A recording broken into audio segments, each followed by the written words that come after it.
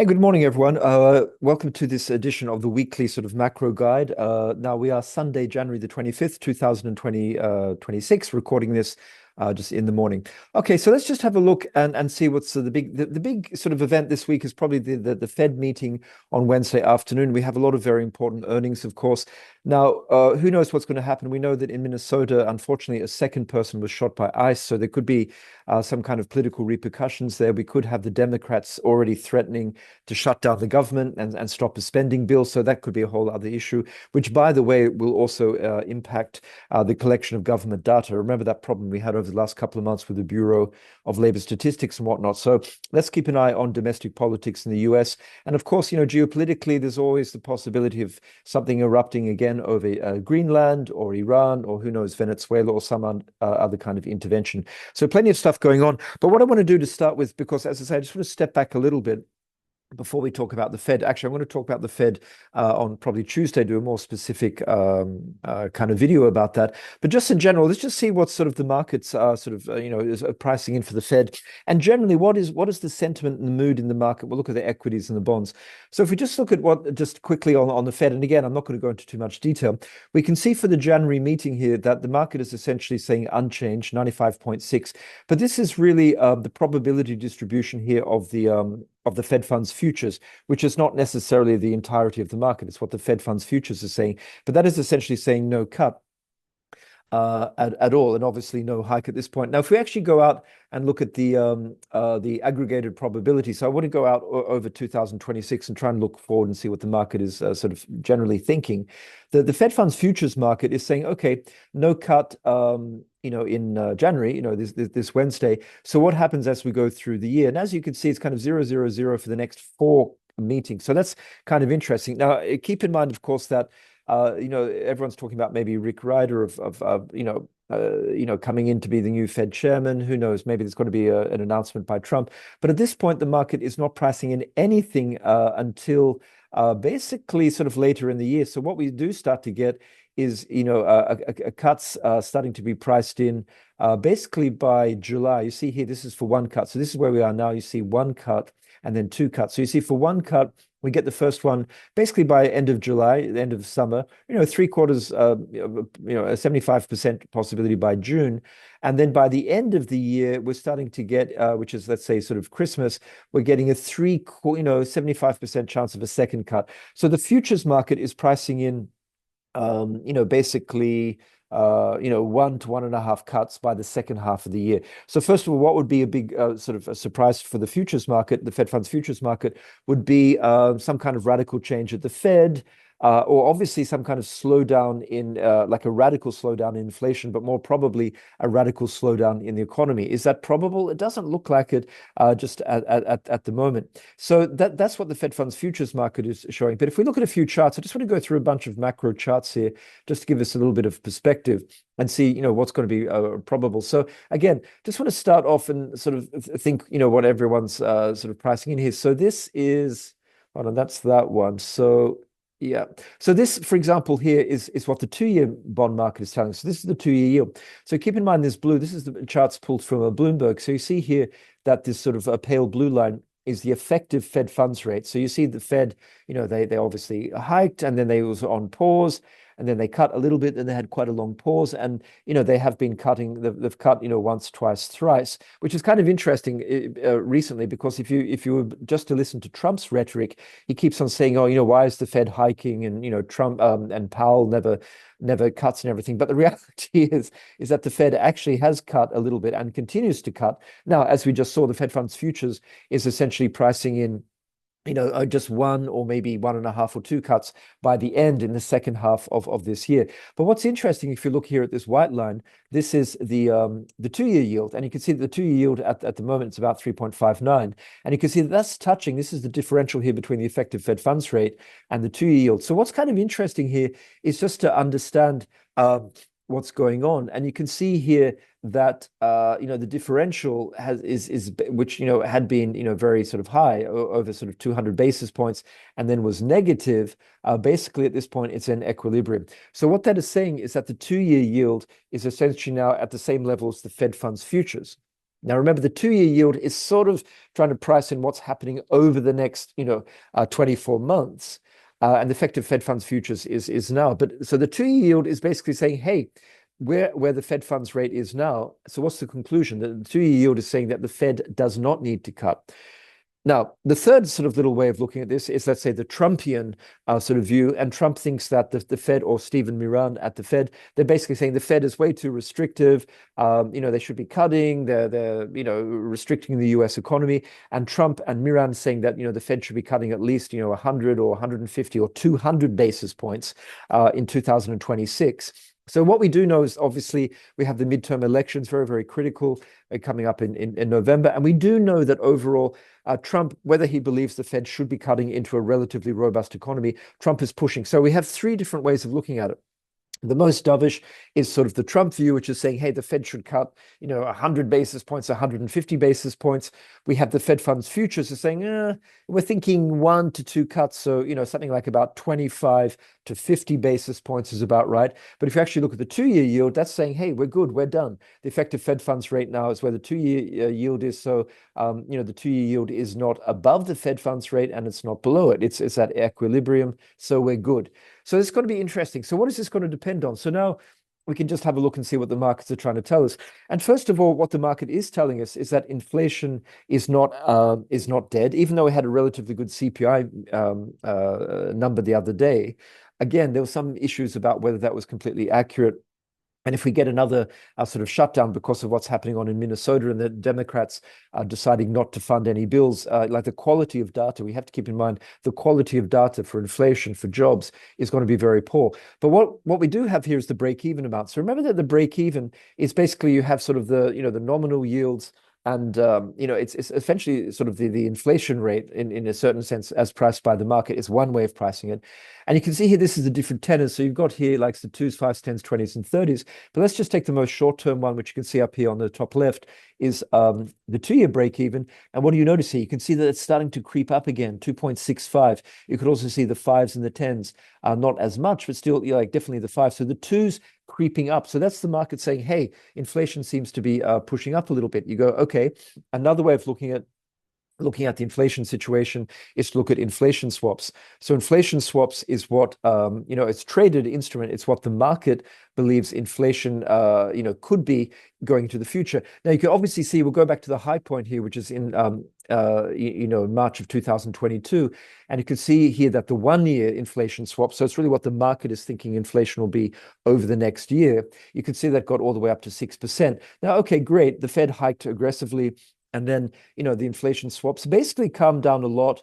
But what we can see here is that they sort of stopped going down in any significant way in the middle of 2024. Now, that's 18 months ago. So essentially what's happened here is that inflation is sticky. It is sticking in this range. Now, if we look at the 1-year inflation swap, which again is this white one, you can see it spiked up and everyone sort of panicked a little bit and say, oh, okay, good, it's coming down. But what you can see here is that it's starting to push up a little bit again. So even the inflation swaps on the front end, so the 1-year, the 2-year, the 3-year tenor, they're going up. And you can see the difference. What I've got here, I pulled out, this is the curve of what we just saw, the inflation swap. So you see here down below, you have the duration, 1-2 years, all the way going out to 30-year.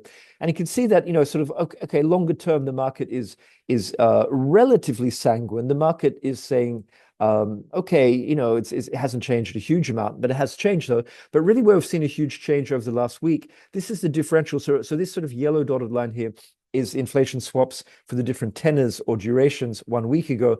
And you can see the change week over week. So since last week, basically.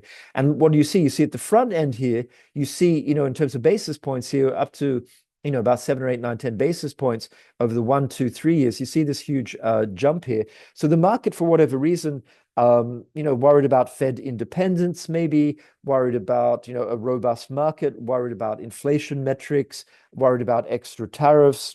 Who knows? All of this kind of stuff, all sort of being put in the pot. But the point is that the market, and I'm not talking about the CPI readings, I'm talking about market-based inflation expectations are going up a little bit. So let's keep an eye on that. So what's the point of all this? Does this make it easier for the Fed to cut? No, not at all. And especially we have the political element of, Trump maybe not getting Lisa Cook kicked off the Fed, and the Supreme Court, SCOTUS, the Supreme Court of the US the other day, basically in an oral argument, essentially saying, not quite sure that the administration should just be able to sort of, willy-nilly get rid of people. Bottom line, in simple English, is that it looks as though the Board of Governors and the Federal Open Market Committee itself will not necessarily just be full of Trump puppets. So if you combine that with a robust economy, you combine that with sticky inflation, the market is saying, hey, we need to reprice here. So we're going to bring down the possibilities or the probabilities, the probability distribution of the Fed. And just on that point here, just quickly talking about probability distribution, just want to be very clear here because, sometimes people, look at on Bloomberg, the WIRP function and sort of go, oh, there's a, so for example, think about it this way, that if we look at just the aggregated probabilities, we say, oh, what's the market pricing in by December? You can see here it's saying, oh, it's pricing in an 80% chance of 2 cuts. And you sort of go, oh, okay, that sounds like 2 cuts. Now, mathematically, that is an aggregate of all of the probability distributions you see here. So if you look at the probability distributions over all of the different possibilities, you can see that it's a little bit more complex. And if you want to put that in a graphic form, what we could do is go to the probability distributions for the December meeting, and you see suddenly it's not quite, it's like, oh, the market is pricing an 80% chance of 2 cuts. You can see that actually, 11.5% in terms of, holdings of Fed fund futures is pricing at no cut at all over 2026. That is not insignificant. It's not completely negligible. Now, if we actually look at it, you go, okay, the balance of probabilities is for 2 cuts.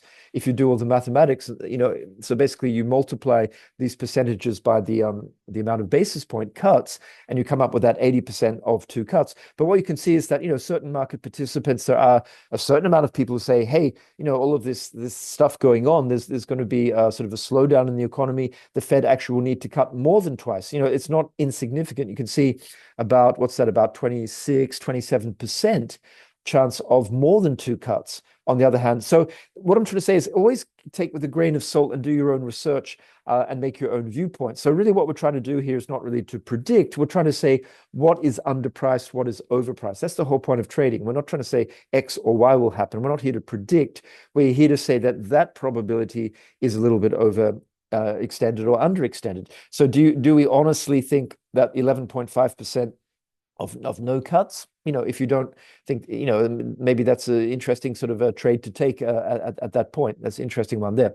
Anyway, so just getting back to some of the charts on the macro, have a dive back in. So as we can see, the market is definitely pricing in a little bit more inflation. If we continue going on here, what do we have here? So this is also what you can see in terms of what I was just talking about, the repricing. You have all the different SOFR contracts. So remember, this is the 3-month sort of short-term contracts here, secured overnight financing rate, which really follows rate expectations. And you can see all the different tenors going out to, even 2027, so 26, 27.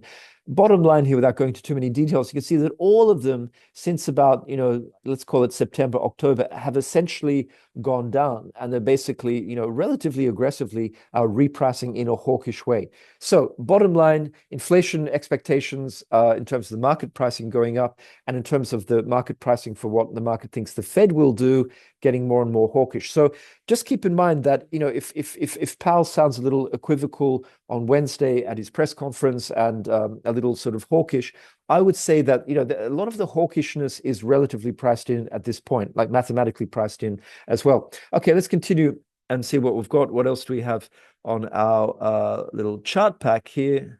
So I'm just going to continue here. Okay, so the next one here is also, in terms of rate expectations and Fed independence. A lot of people talk about the term premium. So if we just took together a bunch of 1-month bills and stacked them all together, let's say for the next, 2 or 5 or 10 years, that technically should be the same as the yield, and I'm simplifying obviously here, should be the same of the yield for that tenor. So it's like, okay, do I buy a 1-month bill or a 3-month bill and just keep on rolling it over for the next 10 years? Or do I just buy a 10-year bond and say, hey, I'm just going to hold that? So the difference in the yields here is telling us the term premium and what the market is trying to sort of price in for risk. And why would I have more risk? if I believe that the economy is strong, if I believe that inflation could, stay sticky or even rise over the next 5, 10, 15, 20 years, and I'm a bondholder, that starts to worry me. Thirdly, if I believe that the Fed's independence and their mandate for price stability is under threat by political interference, that also is going to worry me. That's going to be reflected most typically in the belly to the long end of the curve, the so-called term premium. That's the premium that bondholders demand on holding these longer term bonds rather than just rolling over sort of monthly or 3 monthly. And you can see here, a couple of measurements here. You can see the Adrian Crump one. A lot of people like to look at the ACM one, and you can also see just the US term premium here. So both of these measures here, bottom line, the term premium, this is the 10-year, you can see it's going up to 60 basis points, 78. It's a complicated thing to measure, and there's different interpretations of what exactly is the best way to measure it. But the bottom line we can take away, again, in simple English, is the fact that the term premium is rising and has been rising for the last 2 or 3 months. And what is that telling us? It's telling us, again, that the markets and bondholders are demanding extra sort of premium to compensate themselves for the risks of less political independence of the Fed, a stronger economy, and heightened expectations that inflation will remain relatively sticky for the duration of these longer term bonds. Now, what does this mean? This means that there's the curves are steepening. So we're getting the curve steepening, which means long-term yields are higher than front-term yields relative. And, that's what's going on there with the term premium. So let's keep an eye on that. If we continue, so after the term premium, one thing we can talk about, well, that's on the US dollar here. So we'll look at that a little bit later. We'll get back to that. Okay, I'm just going to grab some tea. Okay, excuse me. So that's the overall situation. That's the big context. Now, let's go and have a look at some of the markets here. So if we go back, I just want to look at some of the equity markets. And again, I think there's sort of three big themes happening there. There's definitely a lot of rotation happening. So typically, what you might get at the top of a market like this. So that's the weekly. Let's put on the daily. So here we have the S&P futures here. So the ES futures, and as we all know, the sort of hit a top. Topping formation. Then we got, Trump and Davos and Greenland and all this kind of stuff. Okay, we had a nice big bounce off the fib, so that was, kind of so good. But we're still not quite at the tops here. We also see Nasdaq underperforming. So I want you to notice here, you see that Nasdaq is underperforming, and then the Russell had been outperforming, but we had a big sell-off on Friday. So one of the themes here is the rotation, and I think a good way to look at that is just to look at some of these ratios, which I do like to have a look at here. So again, let's just look at, well, we can look first of all globally and just see what's happening. So if we look here at the SPY, I'm going to use the SPY as a proxy for US stocks, which is not bad. So if you look at the SPY over the stock market excluding the US, you can see that generally US continues to underperform. If you look at the Far East and Europe also underperforming the SPY. Now, but what's very, very interesting is what's happening in the rest of the world stocks. And definitely this is a huge theme. You can see that the SPY versus emerging market ETF, EEM, absolutely, I don't want to say collapsing, but let's call it extremely weak. There's definitely rotation happening within the US sort of internal market, so to speak, but there's definitely also money flows on a relative basis going from not only the US to, let's say, Europe and developed markets, but which we saw in some of these ratios, but also into emerging markets. So that's emerging markets, including China. If we do SPY versus emerging markets, excluding China, even worse, so to speak. So you see that China is a little bit of a heavier weighting there in this first one. So you see here, but it doesn't really matter, including China or excluding China,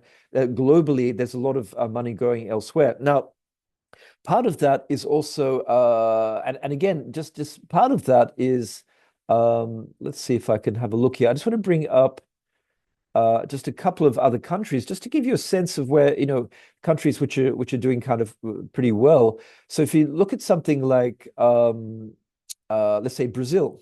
So let's look at Brazil. look at this is just the ETF, with the biggest AUM, EWZ. Brazil absolutely ripping. If you look at the Bovespa stock index, absolutely ripping. And this is part of also money flowing into commodities. And Brazil obviously is incredibly well placed for commodities. They have agricultural commodities, they have energy, they have minerals, copper, all kinds of stuff there. So it seems to me that there's a rotation happening within the US. There's a rotation happening generally between the US and the rest of the world. And there's also a rotation going to specific countries here. So you can see things like Brazil doing incredibly well. And you also see that I think, countries like Poland, for example. Do I have Poland? I think I have Poland. Well, look at Poland doing very, very well. So this is something as well. Now, if we just go back into the US, again, let's just look at some of these sort of intra-market sort of spreads here. Now, okay, so we're looking before the SPY versus other sort of indices.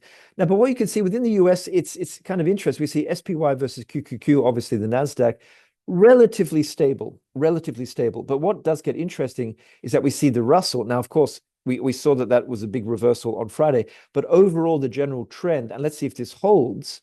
Let's see if this holds, because this is a big green candle, as the Russell has outperformed the SPY.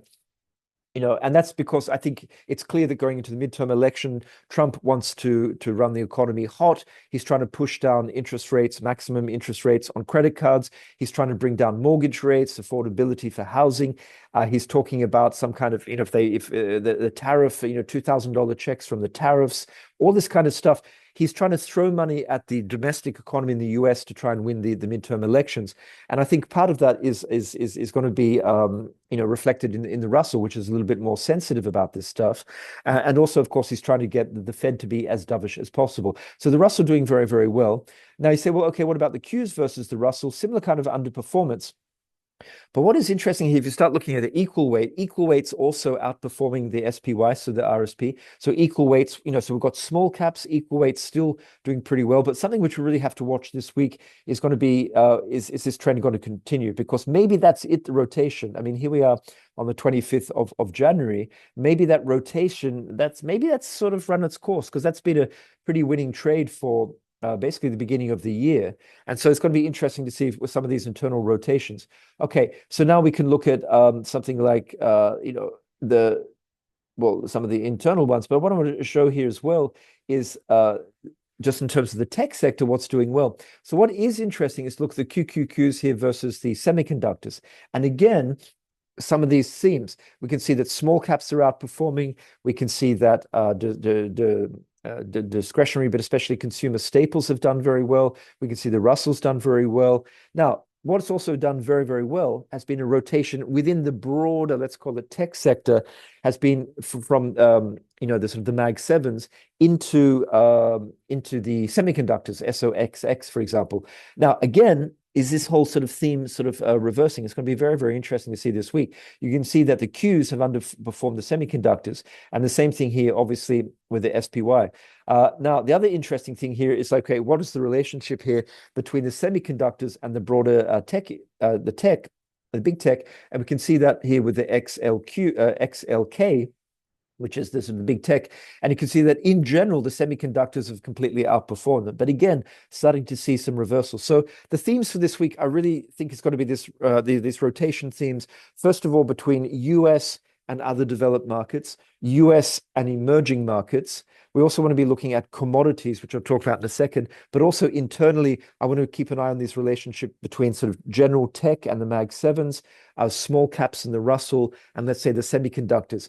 And if we actually just go back and have a look at just a couple of other quick charts here, you can see here something I'm going to be looking at is, let's say, the MAGS ETF, which again had been trading pretty heavily, but you see this key level here at about 60, let's call it $63 down here, kind of a triple bottom, had a nice little bounce there. And it looks as though that may want to sort of bounce higher. Now, on the Mag 7, just as a sort of a technical thing here, it's like, okay, that's cute, but where could this get to? It's now, really to be bullish, it has to get above this sort of cluster of overhead resistance at about 66.50, which also is about the 61.8 fib retracement. So that's definitely something I'll be looking out for. Actually, I'll throw a few moving averages on as well. You can see that's starting to get the 20 and the 50-day EMA on the MAGS ETF. Another one, of course, is the equal weight. Again, a very strong performance, a really strong chart. Look at this above all the exponential moving averages. And just in terms of general market breadth, had a bit of a sell-off, still trading a bit heavy, but doing okay. So that's the kind of thing we want to be looking out for. Now, obviously, apart from the Fed, we do have earnings. I'm not going to go into the specifics of all the earnings, but if we just actually have a quick look, we can see that, especially on Wednesday, we get all kinds of super interesting things this week. We get, some steel, Ryanair for budget travel, American Airlines, just to see how the consumer's going. Boeing, United Health, all very interesting. UPS, to see like sort of logistics, how that's going. But obviously the big boys, we all know it's going to be Microsoft, Meta, and Tesla. That's going to be a mega few hours because we have at 2 p.m., we have the Fed, and then we have Powell at the press conference at 2:30. And then, an hour and a half later, of course, we have some very, very significant earnings results, which of course are going to give a direction to the not only NASDAQ, but the broader indices and probably broader sentiment. In terms of the interest rate caps on credit cards, it's going to be interesting to see any sort of forward guidance or comments from MasterCard on Thursday. And then we also have Visa. So let's keep an eye on them. Caterpillar is always interesting just in terms of not only US, but global infrastructure, engineering, and manufacturing. They also have a lot to say in China, what's going on in China. And of course, another big boy is Apple. So a huge week. We've got a huge amount of earnings. So let's see what happens. So with all of those. So the other thing, so that's enough for the equities. Let's keep on moving here. What I also want to talk about is a little bit on, let's have a quick look at some of the commodities. Now, generally speaking, I just want to look at the commodities as an asset class. If we believe that, if we believe that there's sort of this debasement trade going on, people are looking to reflate, is there sticky inflation?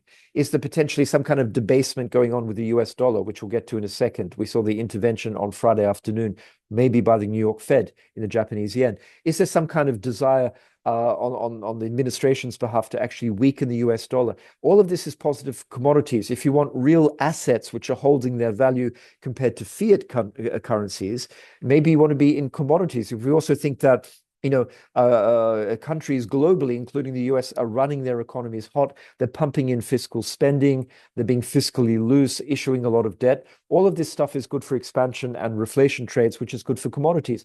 Now, if we just look at some of the general ETFs, look at this. Look at DBC. Huge gap higher, ripping much higher. DJP, which follows the Bloomberg index. These guys have different, sort of slightly different allocations. They have slightly different rules in terms of contango and backwardation, rolling the curve. But the point we're getting here is that the broad commodities indices are doing very well, especially the metals. We all know what's happening with gold and silver, palladium and platinum, but the energies have caught up. One which is still a bit lagging is a DBA. You see here's sort of agriculture. So this is actually very, very interesting. If you look at something like DBC, boom, or DJP, which includes, the metals and the energy, and then you compare that to agriculture. Agriculture you see down in the dumps. Now, I'm going to be honest here and say I'm obviously not an expert on soybeans or live cattle or hogs or all of that stuff. I didn't grow up in Texas or Kansas. But this is going to be very interesting to keep an eye on this because this is on a relative basis kind of cheap. If this concept that, hey, we need to be in commodities, could there be a little flow coming out of the energies and the metals, even incremental, a few percent here and there by asset allocators to some of these, agricultural ETFs, even some of the leaders? You got Archer Daniels. You see, some of the individual companies are doing very, very well, right? If we look at the agricultural business, you can see, the MOO, which is a great ticker for the agricultural business, fertilizers and all kinds of stuff doing very well. So the point is, it's not everywhere. The fertilizer business, agriculture business is doing well. It's really the commodities themselves, so the beans and the corn and all that stuff. So that's going to be an interesting little thing to be watching out for. Okay, so let's go. I want to have a look here and look again at some of the well, let's have a look at oil. Have a quick look at the oil and nat gas. And just before we get onto nat gas, just want to show you just how some of this sort of cold weather can affect that. We all know in the US this weekend, as we're speaking, very, very cold temperatures. Just keep an eye on this chart, which I pulled again from Bloomberg, courtesy of Bloomberg. This is for gas production, nat gas production in the Permian Basin in Texas. And you can see because of the freezing, what happens that we have freezing weather, the pipes or start to freeze, and the nat gas, which is a gas, of course, obviously, doesn't flow as quickly. So look at this reduction in production. So you have a double whammy, and this is one of the reasons we've seen nat gas go semi-exponential, is that not only do you have increased demand, for heating demand, but you also look at this as like the daily sort of production of nat gas in the Permian. And you can see here this huge red candle and on the chart itself absolutely sort of collapsing. So the point is that here nat gas production has been collapsing and causing the prices to go up. So let's keep a quick eye, see that. So what I'm trying to say, just be careful before we sort of jump in and think, oh my God, I need to be shorting nat gas, which, hey, looks tempting. And it did, is true. But the point is that if, let's just keep an eye on this. Now, there's your nat gas chart. Obviously, it spiked because of the cold weather and the decreasing production. It got up to, 5.6. I don't know. Let's see if it gets up here. I think if it sort of pushes higher over the next few days, maybe retest this level at about 5.5 or so. Let's keep an eye on the weather, because all it will take will be some of these 10-day weather forecasts. If they start to show attenuating cold and we're basically getting more normal conditions, I think that could be an interesting short. And maybe the way to play that is not with the futures. I mean, you've got micro futures, of course, but just have a pretty wide stop loss, or maybe even some of these nat gas ETFs, which are an interesting way to play that. If we have a quick look on oil, as I was saying last week, it still looks bullish on the chart. As you can see here, pretty powerful breakout here above the 200-day moving average. Oil, despite the geopolitical stuff, we know that there were trilateral meetings in, was it Abu Dhabi or Dubai, between the Ukrainians, the Americans, and the Russians. Some kind of progress, but still, in my humble opinion, we're still a long way away from a permanent ceasefire and any kind of legitimate peace process there.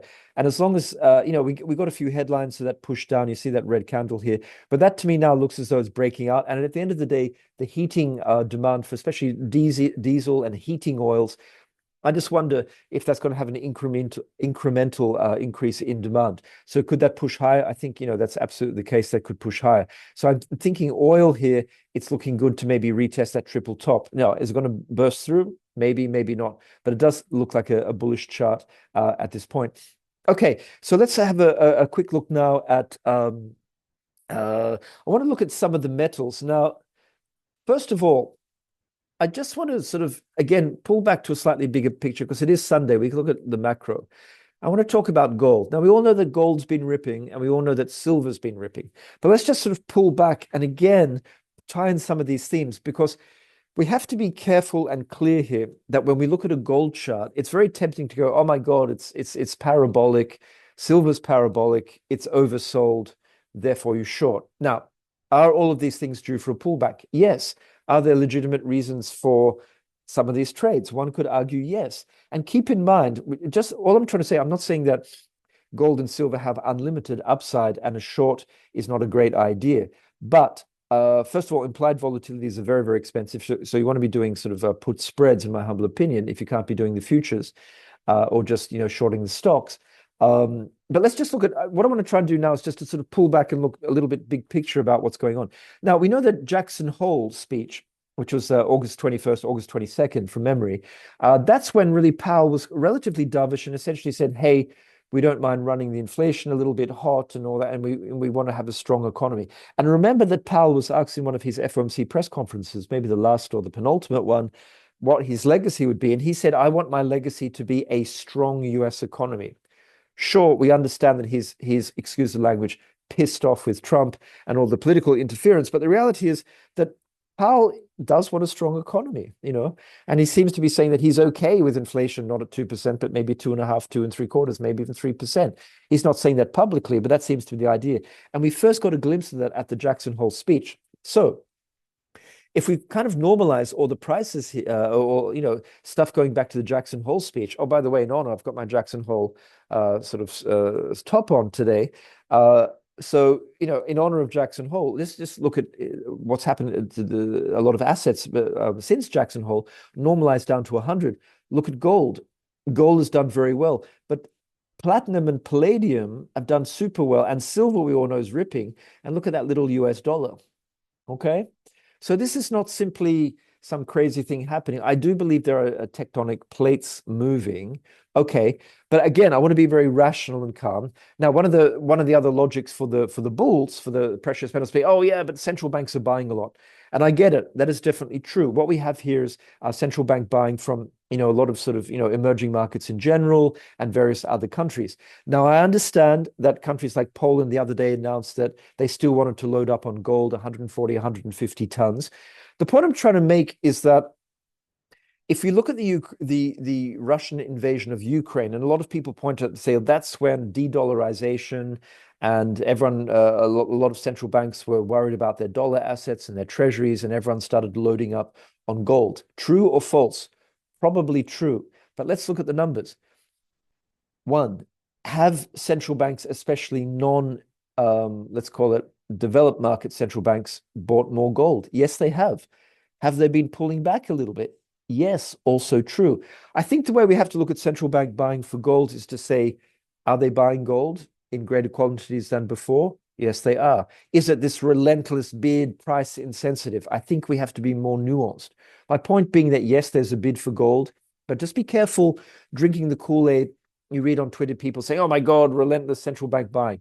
Because the reality is that for sure, it's more than it was, let's say, before the Russian invasion of Ukraine, but it's slow and steady drumbeat now, I think, rather than, something causing gold to go up this week. That's the point I'm trying to make. But we also have to understand, let's be absolutely clear, the countries like China, we know from historical data as well, that looks as though, for example, China here in the red seems to be buying less gold, but we know that they're not going to reveal their true numbers. Now, just while we're talking about the big picture in gold, let's look at the relationship between gold and real yields. Historically, as we know, gold does not pay a yield, right? It's a piece of metal. It does not pay a yield. It costs money to insure, to transport, to assay, to store, right? So historically, as real yields go up, so remember the nominal yield subtracting inflation expectations or inflation is your real yield, your real income return. As real yields go up in bonds, that has historically made gold less attractive to hold. Opportunity costs increase. But what's been crazy, and that relationship has essentially held historically for a long time. Now, keep in here that we have the real yield. This is log normal, so it's actually sort of all balanced out. If we look at the real 10-year yield on the right hand inverted, you can see here that the real yield has been going up, right? See that? 0, 1, 2 in the blue. The real yield is going up as nominal yields are going up, right? The real yield is going up. Oh, I should be dumping my gold. But the point is here is that the gold price, log normal, which is on the left, is also going up. That should be going down. Think about it. If I'm getting, let's say, a 3% real yield by holding US Treasury bills, why would I want a piece of metal? So what's very interesting is that gold and real yields have completely decoupled. Now, I'm not the first person saying that. We all know that. Look at this, March 22, when the Russians invaded Ukraine. So the point I'm trying to make is that it's complex, but I would say that definitely there are macro reasons that people are piling into gold and central banks are piling into gold. So can this go further? Maybe a bit. There's going to be pull, and as we see, the US dollar is weak as well. Now, if we look at a couple of other charts here, I just want to throw in a couple more charts.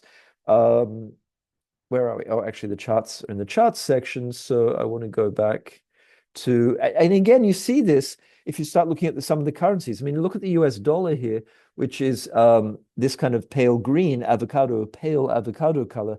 Look at this US dollar, again, normalized to the beginning of the year. And you see the US dollar is clearly the weakest currency. Now, that doesn't mean that other currencies are great.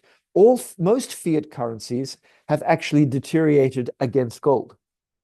So this is not a question of saying, oh my God, US is horrible. It's simply saying that if we look at a bunch of fiat currencies, there's a pecking order and they're all kind of shitty, but the US dollar is sort of the dirtiest shirt in the laundry, so to speak. So you see the US dollar is the weakest. Okay, what's doing well is the Aussie dollar in this sort of purple. Why? It's shielded from some of the geopolitical risk. It has a strong commodities base and it has strong fiscal health.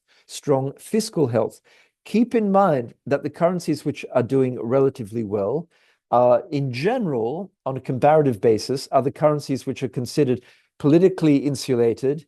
They have relatively low inflation, or if they don't have relatively low inflation, they have other good things going for them, like fiscal health, like Sweden, like Switzerland and Australia, which has good fiscal health, even though inflation's a little sticky, but they have a central bank which is independent and is saying, hey, maybe we're going to be hiking again. Okay. So that's the thing to be looking out for. And then if you look also what that's happening, we're starting to see volatility pick up in the currency space. So this is an interesting one here. So let's keep an eye on the vol, because I'll talk about it maybe a bit more tomorrow. But remember, in order for equities and everything to be doing well, and the currency unwinds, we've got to really be looking at volatility across all of the different asset classes. Okay, so let's have a quick look at the charts in the metals. So gold, is it going up? Yes, it is. Is it oversold? Yes, it is. Okay, but the point is, where does it all stop? I don't know. Feel free to short here, possibly, but I think at this point we can do, let's say, start doing some measured moves here. So the longer term one, you could say it's at a very nice level. Okay, that's interesting. That's an attractive level, but can it go a bit higher? Yeah. Okay. What about a shorter term Fibonacci extension? If we go like this, that's also starting to get overextended. So is it overextended? Absolutely. I'll throw it on where is it at? It's at 81. Hey, before it went to 85. Sure. I think it's okay. Go for a short. But just keep in mind that these things, potentially have, rather than, there's room to consolidate. Now, the other thing I just want to talk about quickly, we know that copper, just by the way, copper is doing well. Nice boom from the 61.8 fib bounce, now doing well. Could that retest? But let's have a quick look at the silver chart. I'll put on the spot chart. Now, again, is this parabolic? Is this quote unquote stupid? Yes, yes, yes, yes, yes. Okay. But the point here, I just want to make from a technical and purely technical perspective, is that, again, if we look at the measured move, we can see that it's not even at the one sort of Fibonacci extension. So can this, go to 105? Yes. Can it go to the one, what was the other one? The 1.127, no, 1.27 Fibonacci extension, 110, 115? Yes, it can. The other interesting thing is that the silver chart is slightly different to gold. Why is that? Look at this retracement here around just after Christmas. Look at this sort of sideways retracement and consolidation, let's call it in the middle of January. Now, what you'll observe here is that the RSI went from being extremely overbought, 87, it actually came back down to 62. And again, in the middle of January, we did get a slight attenuation of the RSI. The point being is that whilst we could say it's parabolic, and again, if you look on a weekly chart, doesn't look so great. But the point I'm trying to say is that even on the weekly chart, there have been some pullbacks. And I'm saying that this is, in a certain sense, one could argue that there have been some sell-offs. There's been a little sell-off and consolidation here. Look at this, a little sell-off consolidation here, a little sell-off and consolidation here. Now, one can say these are minor and a little bit pathetic, but on the other hand, it's not a classic parabolic rocket with zero pullbacks and zero sell-offs. So all I'm trying to say is that, in my personal opinion, maybe a time frame of a week or 2 weeks or a month is fine. I personally would think about playing this with a put spreads, because implied volatility. And again, let's just look at vol, how much it's going to cost you. Now look at gold vol, very, very high, not the highest it's been, but definitely, let me just clean this up. So look at gold volatility. It's getting very, very expensive if you just want to be long gamma. And if we look at silver volatility, not at its highest level, but incredibly high. If you just go back compared to, November, December, January, it's basically almost double. So the point is, if you're buying long puts or whatever, remember that you're buying it's very, very expensive to be long gamma. Now, again, where's the gamma going to be the most expensive? Essentially, a volatility play is going to be around at the money, 45, 50, 55 deltas. If you want to be less affected by this, I would recommend, in my humble opinion, going deeper into the money and starting to create some kind of synthetic short position. So maybe like a long SLV put, but not with at the money or a 40 delta, or certainly not out of the money, but like a 65 or 70 delta. So you're basically paying less for the implied volatility component, and you're paying a bit more on a proportional basis for intrinsic value. Well, that's just a little sort of a point there. Okay, guys. So finally, I want to talk about the beloved Japanese yen. And the thing here about the yen is that pretty simply, let's just go on the yen. Again, might talk about this a bit more tomorrow morning. Boom, a huge candle. We know it was a key level. Everyone knows what's going on. I'm not going to repeat it too much. Essentially, what was interesting about Friday was that it seems as though the Federal Reserve, at the behest of the Japanese authorities, so the Ministry of Finance or the Bank of Japan, the Federal Reserve in New York, the New York branch did a rate check, which just means they sort of, let's simplify. They call up the dealers and say, hey, guys, what prices would you give me to go long or to go short the USD JPY? Okay. Now, the rate check is the classic tool used by the Bank of Japan or the Ministry of Finance to alert trading desks that they're thinking of intervening. We know they intervened back in 2024, but it's much, much, much more powerful if that comes as a joint action, not only by the authorities in Japan, but by the authorities in the US. Let's call it the Fed. Now, of course, probably Secretary Treasury Bessent was involved in this or would have had information about this and gave his assent. So that's kind of interesting. So this is a very interesting point here because, we have a fib retracement level here. You can see here going back here, went out the 38% fib at 155.5, which also is horizontal resistance. We also have the top of some kind of trend line here. This is a big moment because what it could mean is that, if there's going to be some kind of coordinated action, is this basically the US Treasury worried about dislocation to the bond market in Japan, the potential for these long end yields on the 30 and the 40-year to be going up too high? They want to stabilize everything in all things Japanese, and they don't mind going into the elections in the US having a slightly weaker US dollar against the Japanese yen. That would make US exports more competitive. It would just kind of stabilize things a little bit. It's possible. So I would say this afternoon at 5 p.m. on Friday, when the cash FX spot opens, it's going to be super interesting because either the market will shrug this off and say, yeah, whatever, or is this going to be an opportunity in low liquidity? Think about it, low liquidity Sunday evening conditions, not only for the US Fed, maybe to get involved in cahoots with the Japanese authorities. The Ministry of Finance might be sort of instructing the Bank of Japan to push it hard. And maybe they're going to get, now that the US dollar is showing some weakness, because there was broad US dollar weakness, if we have a look on Friday, boom, I mean, look at this, US dollar is weak. So if you're the Japanese authorities, and if you can get the US Fed to be a little bit on side, you could get some good sort of value here, some good bang for your buck, to use a horrible pun, and really try and push this back down, maybe below this trend line, back maybe down to 154.5 at least, or maybe even down here at 152. That would buy everyone a little bit of, that would sort of certainly calm down the speculators. That would calm down the situation. And maybe that's a win-win for everyone. So it's a bit dangerous to be long here. I mean, it could have a nice little bounce. We'll see. I honestly, I'd say it doesn't matter. Now, could you do a straddle? I mean, that's a bit complicated because you need sort of institutional access to be doing straddles. What you could do at 6 p.m. is on the 6J futures contract. Of course, you can do sort of options on futures contracts. Liquidity is low and spotty, but that is one way of playing it, especially as more liquidity comes in.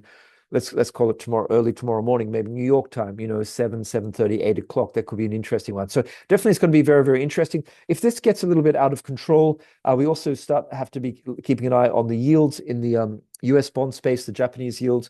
And just talking about that, obviously, we're going to see what happens in the next 24 hours. But this week, we do have a 40-year auction. So the super long end auction happening at 10:30 on Tuesday night. Normally not the kind of thing a lot of people look at, but there's going to be a lot of interest in that just to see if there's enough liquidity on Tuesday night for this 40-year Japanese bond auction. If that fails, that could cause a bit of nasty action in global bonds, which, of course, higher yields at the long end in Europe and in the US, which, of course, is not going to be great for equities.